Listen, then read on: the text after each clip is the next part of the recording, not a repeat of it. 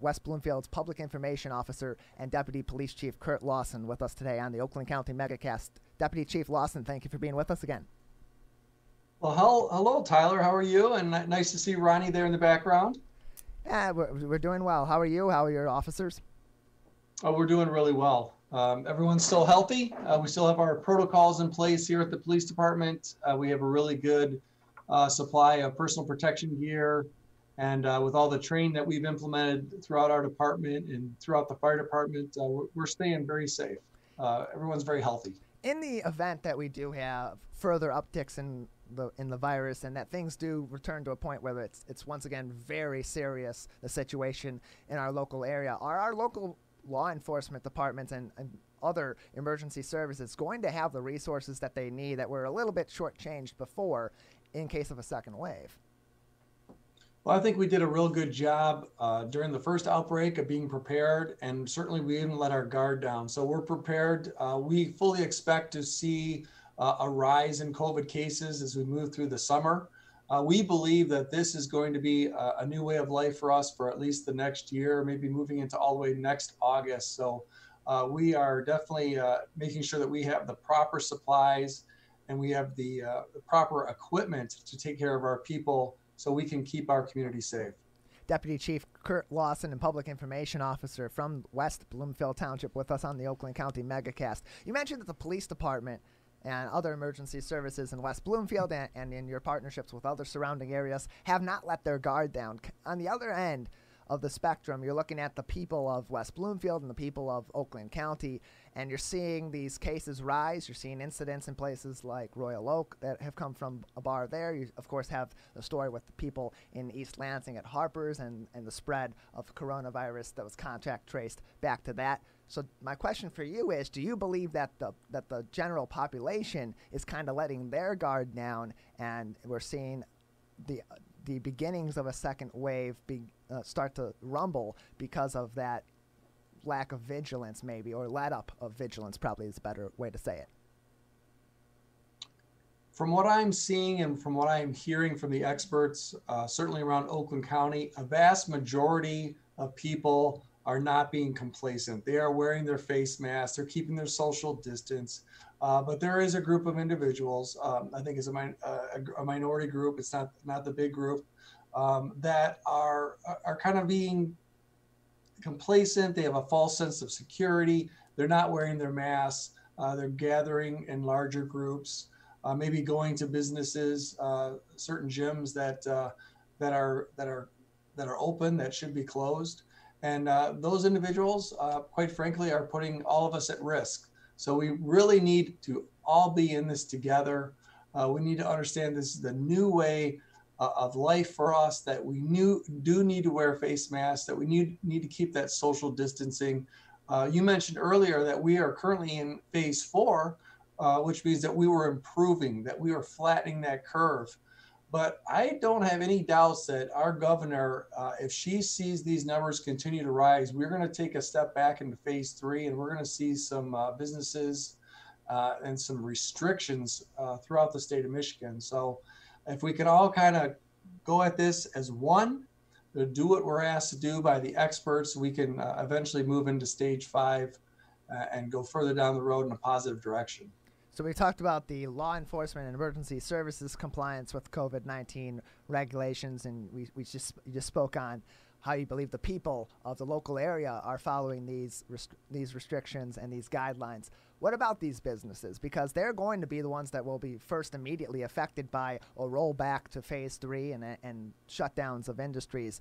Are you seeing in your neighboring departments that you've been speaking with, seeing that these businesses are by and large following these guidelines, have measures in place, are enforcing them and doing their best to balance the need for business to be coming in each and every day, but also the need for maintaining the public health so that they can continue to operate going forward?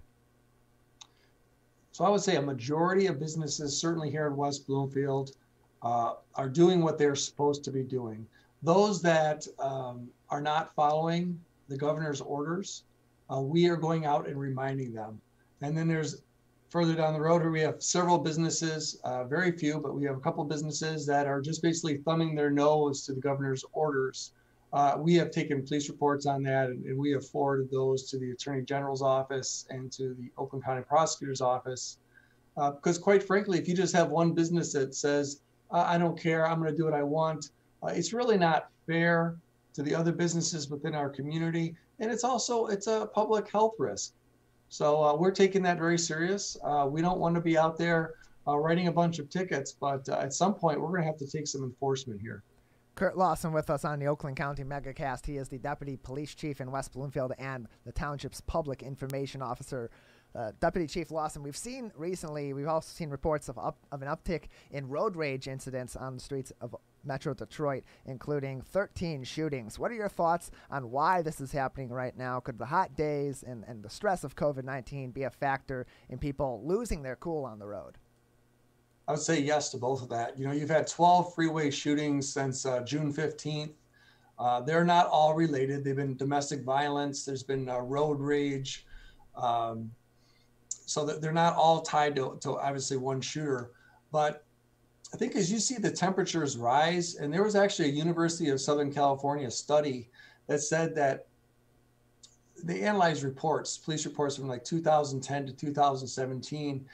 And when temperatures reach 85 degrees or higher, you have a 5.7% increase in violent crime. So it's pretty consistent with the data that we're seeing a little bit of uptick in violent crime.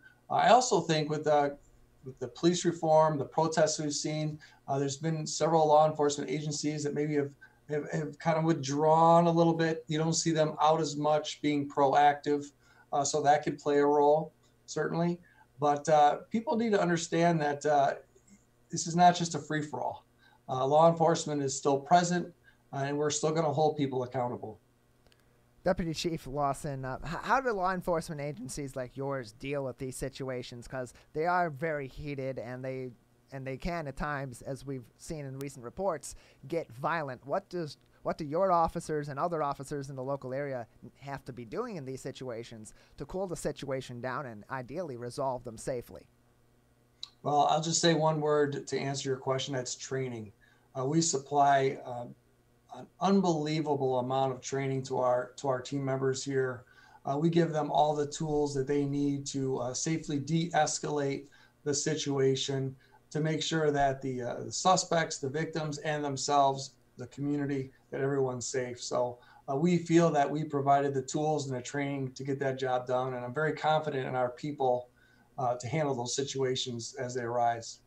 Outside of just the situation itself, how is fault determined or wrong determined in the situation? Is the person that was inflicting the road rage on someone else the person that's at fault? Is it both people involved in the incident? How is that ultimately resolved from a legal standpoint? Well, certainly that's situation to situation. But you know, once you calm the situation down, once we get everyone to bring it down a notch, that we begin our interviews. We look for any sort of camera footage. We interview witnesses, and you know, we try to tell a story. We get that into a police report, and we will forward that to the correct prosecutor's office, and they'll review it to see what charges may be laid in the future. West Bloomfield Public Information Officer and Deputy Police Chief Curt Lawson with us on the Oakland County Megacast. Deputy Chief Lawson, if someone is in one of these situations where they are falling victim to road rage, what can they do in that moment, in the potential road rage situation, to try to de-escalate the situation themselves before the police department and other law enforcement is able to arrive and help them? Well, I think you said it perfectly. They want to de-escalate. You don't want to engage the person. No matter who is at fault, if you cut somebody off, or you accidentally cut somebody off, or the other person perceives that you did something wrong, you know, you don't want to engage them. You want to call 911.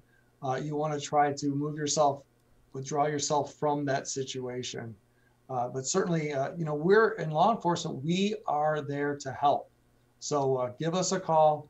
Obviously, we will come out and help deal with the situation and de-escalate that situation. How is your department addressing the defund police movement that's going on right now? What do you want the community to know? Well, what we want the community to know is that we understand that our community supports us. And it's been amazing the number of people that have called us, that have sent letters of support within West Bloomfield. Our business owners have been phenomenal. And, our residents, our business owners, they pay a lot of taxes. We are somewhat expensive, the police and fire department here in West Bloomfield, but we are providing a very high degree of service to our community. I believe that our fire and police department are really one of the best here in Oakland County, and that's a direct result of the funding that we get. So we provide that training, we provide the education, we make sure that we have very comprehensive policy and procedures in place, and all of that, and you take all of that, and then you make sure you hire the right people, educated people that are diverse, like our community is, and we have a great product as a result. Do you think this movement may hurt attracting people to law enforcement, especially diverse people? I do. I think it will. We have to find new ways to attract people to this profession. As we saw during the Great Recession, we saw pensions going away. We saw benefits going away. That hurt us at that time to recruit in law enforcement nationwide. And now that we see that, the law enforcement's in the spotlight, not necessarily a positive spotlight, we're seeing a lot of individuals that were considering having a career in law enforcement, maybe taking a step back and evaluating that. So I think here in West Bloomfield, we need to keep doing what we've been doing for the last 25 years, and that's partnering with our community and ensuring that we are putting the absolutely top shelf product out there on the streets, and that we have a great partnership with our community. So we're just going to keep doing that moving forward. But we had a protest here in West Bloomfield about a month ago. It was an amazing turnout. There's about 600 individuals, teenagers and young adults that came out. And we went out and we met them and we just simply listened. And that's what's important for law enforcement around the country to do right now, is to listen to the concerns and address those concerns. And it is important. That is very important that conversation happens.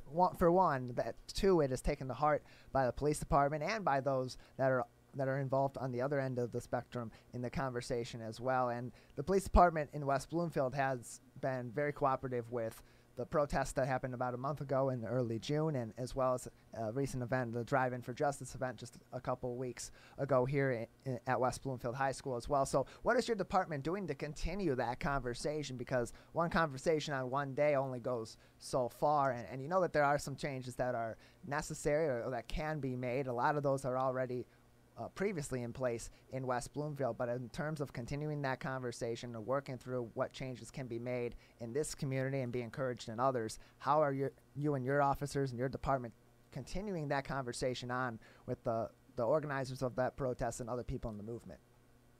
Well, first of all, you're exactly right that a lot of the changes that they're asking for nationally, we've already have here at West Bloomfield. That we have that within our policies, we have that within our training. We don't train officers to do chokeholds, things like that. So I think we're well ahead of the curve on a national level here in West Bloomfield. But yes, you're correct. It's not about having a one-day conversation. The chief and I, many of the executive staff here are having continual conversations with residents, with minority groups within our department to make sure that we are transparent and that we alleviate any concerns that might be out there within our community about our police department. And we've had some great conversations, but we've also, for the most part, done a lot of listening. Deputy Police Chief Curt Lawson and Public Information Officer in West Bloomfield Township with us on the Oakland County Megacast. Just a couple more minutes with you, Deputy Chief. Anything else you'd like to touch on or that's important for our audience to know before we let you go today? Earlier you were talking about, COVID-19 and complacency, and I think it's important that with COVID-19 and this new way of life that there's stress. There's stress that goes along with it. And, I would remind individuals that, make sure you have time for your sleep and that you have exercise. And don't forget to take a break from the news media and social media. Just kind of take a time out, spend time with your family. And you know what, if it becomes overwhelming to you, And it has become overwhelming to a lot of people. Don't be afraid to reach out for professional help, whether it's through the National Suicide Helpline or Common Ground here in Oakland County. It's just very important that you understand that it's very natural to feel stress, anxiety, grief, worry during these times. So just take care of yourself. And if anything we can do here at the West Bloomfield Police Department or the West Bloomfield Fire Department, obviously give us a call. And we're there for our residents. We care very much about them, and we appreciate their support. Well, Curt, we thank you very much for being with us today. Thank you, Tyler. Have a great day.